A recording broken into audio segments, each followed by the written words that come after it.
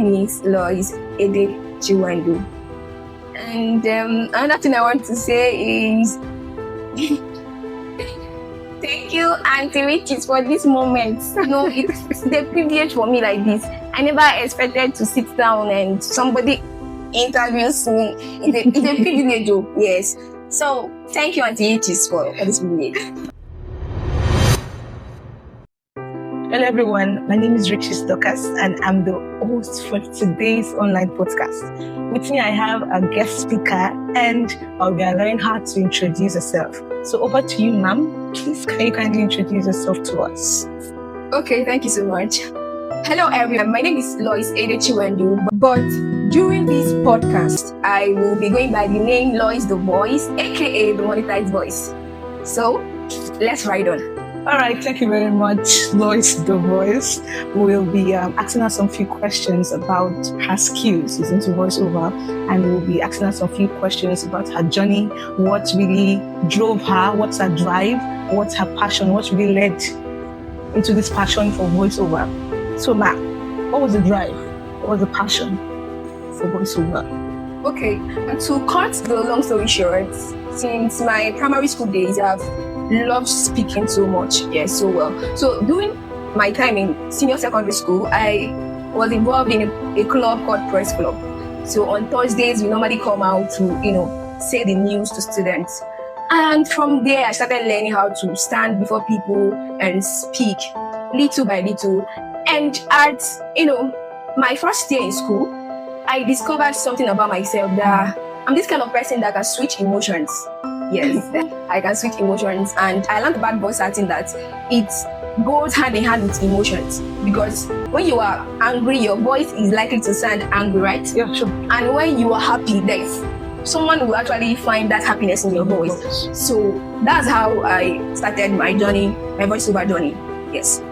So how has it been so far? The consistency, the growth. Have you ever at a point felt like giving up? Okay. For this question, I'm going to use Pidgin language to answer it.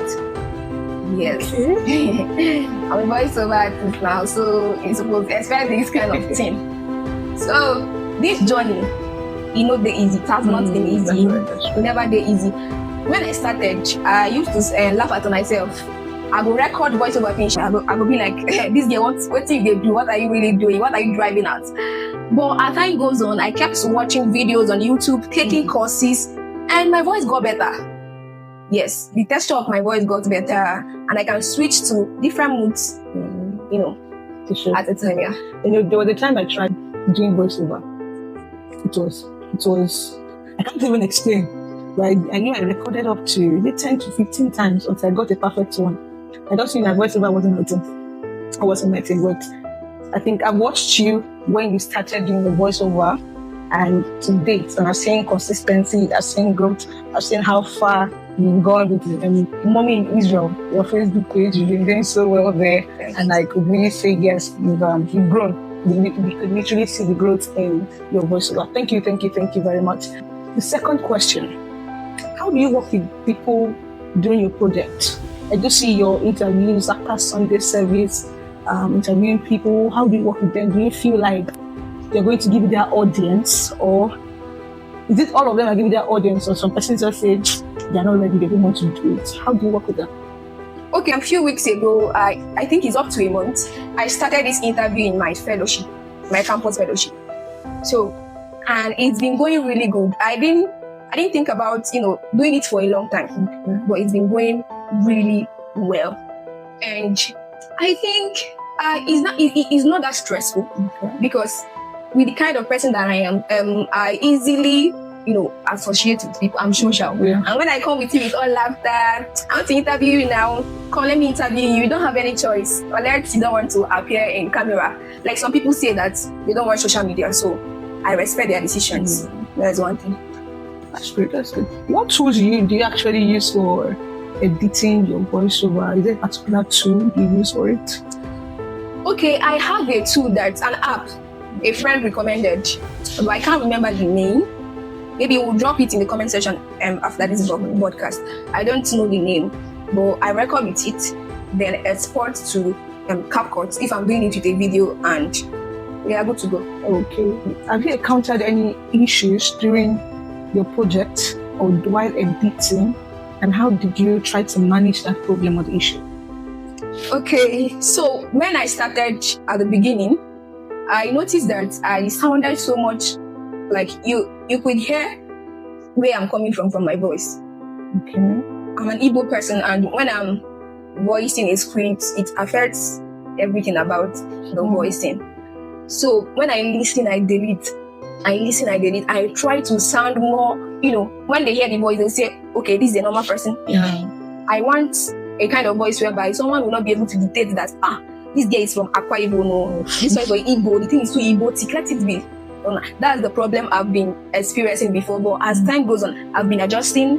I've been taking courses on accent, UK, US, normal English, Pidgin, Igbo, and all that. I've been getting better.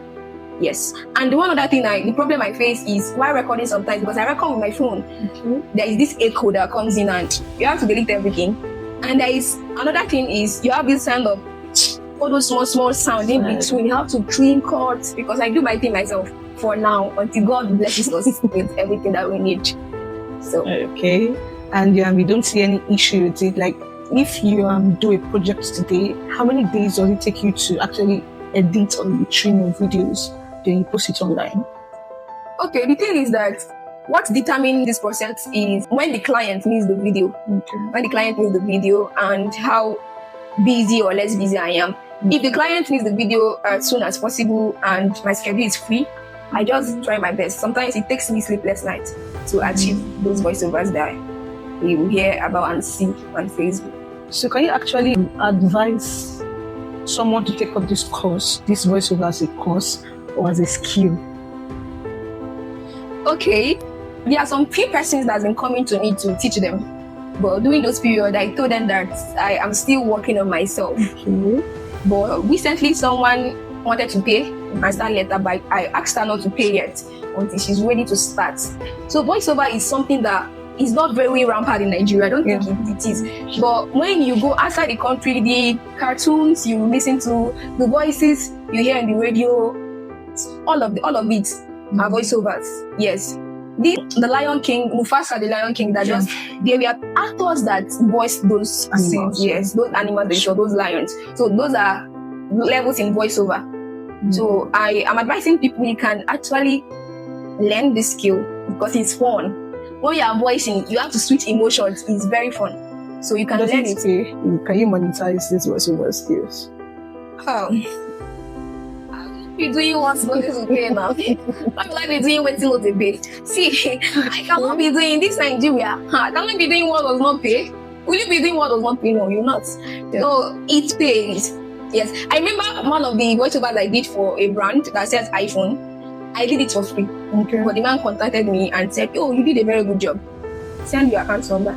Wow. So as a starter, you don't just start looking for gigs. Let them pay you 1,500. You start from volunteering. Yes. For jobs. For church. Yes, for churches, friends and families. I started with my brothers, painting work. I did for my sisters. So start from somewhere. Yeah, but it pays. It pays. So we should go into the skill now because it pays. Or I won't go into this skill, even if it's not like a talent or an inborn talent, but you just love the skill, you just want to go into it. Okay, yes, because we can learn anything. I believe you can learn anything. You put your mind to learn, you understand? So, and if you love something and you want to do it, you give it your all. And that's what I believe.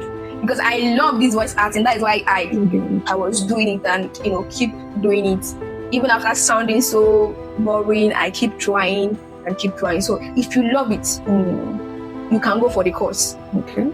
You can watch videos everywhere, YouTube. You can keep, the more you practice, the more you get better. Yes. It's okay. So lastly, we've gotten all what you're saying that you can actually use voiceover as a skill.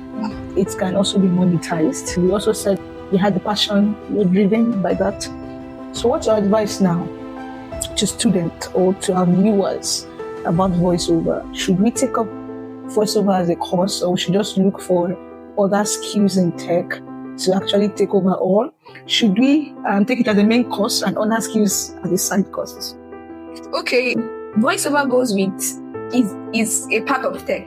Okay. Yes, it's a part of tech because when you voice it, if to be in a studio, there will be a microphone, there will be soundproof sound systems, and there will be people that will edit. So if you're a guy or you are a girl, I edit my videos myself. I add sound. I'm not good with sound, but you can also learn all those backup skills like editing. Because if you don't do voiceover, you can edit videos for somebody. You can add sound for somebody. So those skills that surround voiceover, I advise that you should learn them together. Those tech skills, video editing, sound, and all that. All right. Thank you very much. Thank you very much. I think I've learned something today about voiceover, but I never loved it. Yes, wow. I felt, I just feel stress. You're trying to mix your voice with emotions when you're happy or when you're sad, or you want to prove that you're angry. Just show it in your voice. Voiceover, you can also do for churches, should I say kind of hard, or it's hard, it's difficult, because I know you're going to record over and over and over again. But thank you very much for telling us about your journey on voiceover. And viewers, please follow her. Her name is, she has a Facebook page. Her name is Mommy Israel, right? Yes, please follow her. She's doing so marvelously well on that page. Just kindly follow her to see her works and her gigs. And if you please, you can refer her. She's a good person. She's a good voiceover artist, and I'm referring her to you. Please kindly reach out to her if you need her services. Thank you for viewing and staying with us today. We'll see you on our next online podcast. Now, do you have anything to say to our viewers? Okay, and for my profile, my name is LOIS CHINWENDU. Yeah. The other one she made mention of is my page. Yeah. Yes. So my profile, my name is LOIS CHINWENDU. And another thing I want to say is thank you, Auntie Riches, for this moment. It's the privilege for me like this. I never expected to sit down and somebody interviews me. It's a privilege, yes. So thank you, Auntie Riches, for this privilege. Thank you very much. Thank you. We hope to have you again back on our podcast. Please stay tuned for our next podcast, and we'll also update you when we're going to come up with it. Thank you very much. I remain your host, which is Dorcas. Thank you. Thank you. Bye.